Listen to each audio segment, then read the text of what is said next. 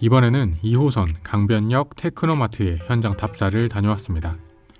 사실 테크노마트는 2010년대 후반, 2020년대부터 이미 하락세가 시작되었지만 이제는 단순 하락세가 아니라 점포 경매가 쏟아져 나오고 월세 영원에 관리비만 일부 부담하는 수준임에도 공실이 생기기 시작하고 있습니다.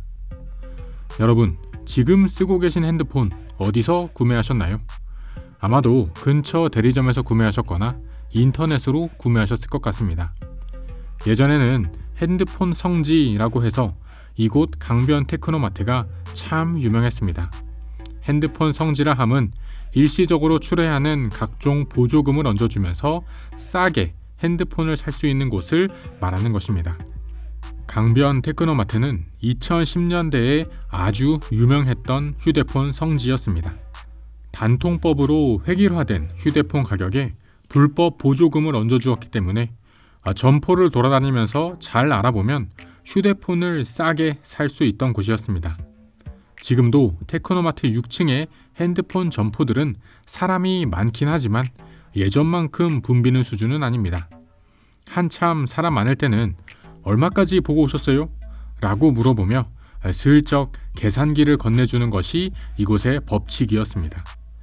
몸 안에 녹음기나 카메라를 숨겨두고 촬영해서 신고할 수 있으니 가격을 말로 하는 게 아니라 계산기에 찍어서 보여주는 것이지요.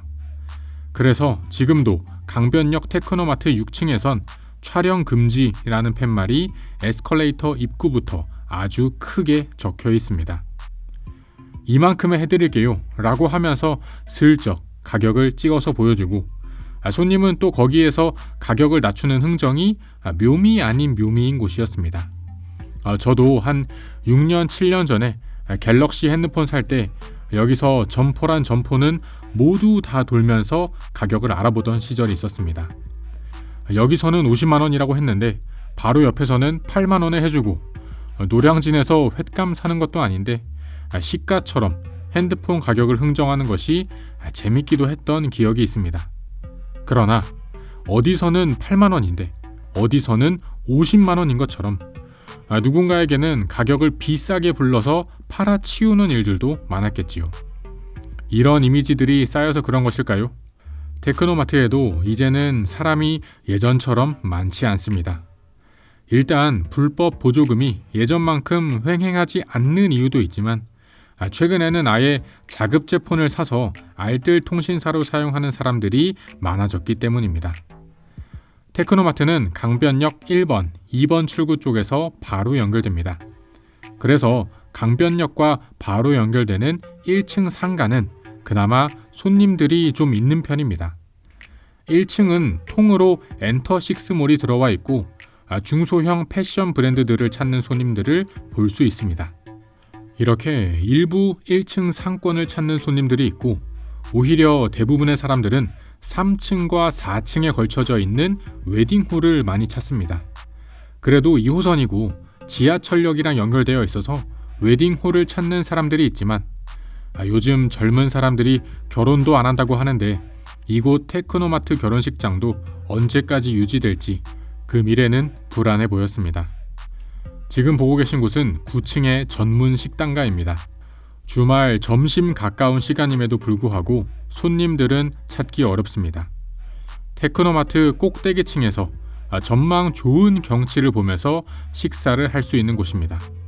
그러나 그럼에도 불구하고 오히려 잠깐만 둘러봐도 공실 상가를 2-3개 이상 발견할 수 있는 을씨년스러운 분위기입니다.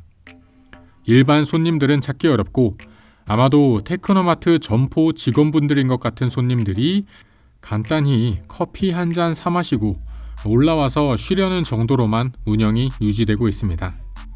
이렇게 분위기가 좋지 않다 보니 테크노마트 상가, 점포 경매 물건도 쏟아지고 있는 상황입니다. 테크노마트에 고객이 줄어들기 시작한 지 5년은 좋게 넘어가는데요. 1층과 웨딩홀이 있는 3, 4층을 제외하고는 거의 죽었다고 보아야 합니다.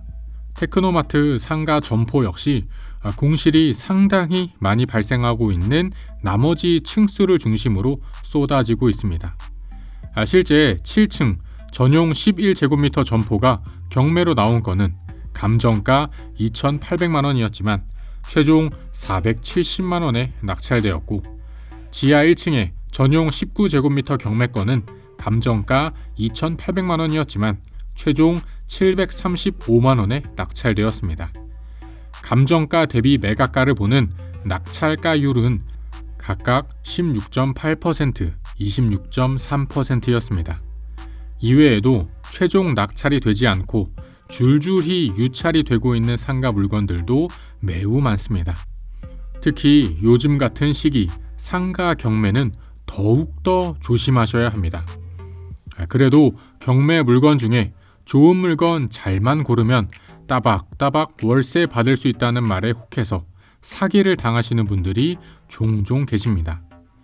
그러나 잘못하다가는 경매가가 싸다고 낙찰받고 등기 이전되는 순간부터 일이 꼬이기 시작합니다. 사실 이러한 테크노마트 혹은 동대문의 밀리오레 같은 집합상가 물건은 낙찰가가 문제가 아니라 쌓여있는 관리비가 문제이기 때문입니다. 낙찰가는 싸게 보일지라도 미납 관리비가 산더미처럼 쌓여있는 경우가 허다하기 때문입니다. 500, 600만 원에 상가 하나면 싼 거 아닌가 하고 덤벼들다가는 미납 관리비 폭탄을 맞고 잘 살고 있던 내 집에까지 재산 가압류가 걸리는 수도 있습니다. 어떠셨나요, 여러분? 지금까지 강변 테크노마트가 조금씩 무너지고 있는 현실에 대해 알아보았습니다. 테크노마트는 지리적으로 입지가 좋고 2호선 강변역에서 바로 이어지기 때문에 수요가 완전히 끊이지는 않는 상권입니다. 그러나 그나마 살아있는 상권도 1층 엔터6 쇼핑몰을 찾는 수요 일부, 3, 4층에 웨딩홀 오는 사람들 조금, 그리고 10층 CGV 영화관 보러 오는 사람들 약간을 빼면 활기를 찾기 어렵습니다. 그나마도 1층 쇼핑몰은 다른 상권의 수요를 점점 뺏기고 있고, 요즘에는 집에서 유튜브 보고 넷플릭스 봐서 영화관 오는 사람도 점점 줄어드는 게 현실입니다. 사실상 웨딩홀 하나만 좀 살아있다고 봐야 하는데, 요즘 젊은 사람들이 결혼도 안 하고 결혼하는 사람들은 또 고급 럭셔리 웨딩홀만 찾다 보니 이곳 테크노마트 웨딩홀도 얼마나 더 갈지 쉽게 판단하기 어려운 것이 현실이었습니다. 앞서 말씀드린 내용을 요약해서 말씀드리면, 컴퓨터나 카메라는 이미 10년 전부터 인터넷 쇼핑이 발달하면서 오프라인 매장으로 오는 사람이 없어진 지 오래고, 핸드폰을 싸게 살 수 있어서 성지라고 불렸었지만 그것도 요즘에는 자급제 폰에 알뜰 통신사를 이용하는 사람들이 많아지면서 강변 테크노마트를 찾는 소비자도 줄고 있다는 내용이었습니다. 이렇게 폐업이 늘어나고 공실 경매가 쏟아지고 있지만 낙찰가가 싸 보인다고 덜컥 경매로 물건을 잡았다가는 미납 연체 관리비 폭탄을 맞을 수 있으므로 공실 경매 역시 주의해야 한다고 이야기 드렸습니다. 이번에 현장 답사를 다녀온 강변 테크노마트는 정말 안타까움의 한숨밖에 나오지 않는 현실이었습니다. 장사가 잘 되고 안 되고를 떠나서 우리나라의 대표 상권이 또 이렇게 하나 무너져가는 것을 보는 것이 마음이 좋지 않았습니다. 그러나 꿈은 꿈이고 현실은 현실이므로 바뀌어가는 세상에 잘 적응하고 어디 가서 부동산으로 사기당하는 일은 더 이상 없어야겠습니다. 시청자분들, 구독자분들께서 더 이상 어디 가서 부동산으로 사기당하는 일은 없길 바라면서 저의 모든 부동산 정보는 제 채널의 영상과 무료 블로그에 이야기를 남기고자 합니다. 무료 네이버 블로그의 주소는 댓글을 확인 부탁드립니다. 긴 영상 시청해주셔서 감사합니다.